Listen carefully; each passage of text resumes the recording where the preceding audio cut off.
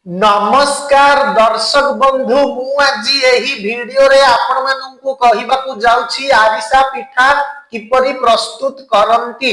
जदि आपण माने केही चैनल रे नुआ थांती चैनल को सब्सक्राइब करंतु एवं पाखरे आसुथिबा बेल आइकन टी ऊपर प्रेस करी पुणी ऑल नोटिफिकेशंस ऊपर क्लिक कर दियंतु ताहेले एमिति जहा भी किछि नुआ नुआ रोषेई संबंधी वीडियो अपलोड करी सर्वप्रथमे आपण माने देखिबा को पाई परिबे एवं चैनल को यथेष्ट मात्रा रे लाइक शेयर करबा को मध्य भूलिबेनी। ताहेले चालंतु देखिनबा आरिसा पिठा किपरि प्रस्तुत करंती एवं एथि पई कोन कोन सामग्री प्रथमे लेबा को हुए।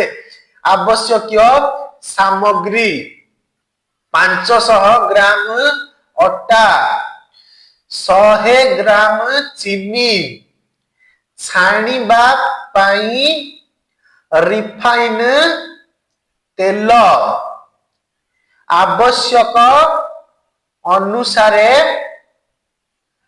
लूण। प्रस्तुति प्रणाली कड़ई रे आवश्यक अनुसारे पानी गरम करी चीनी सिरा प्रस्तुत करंतु।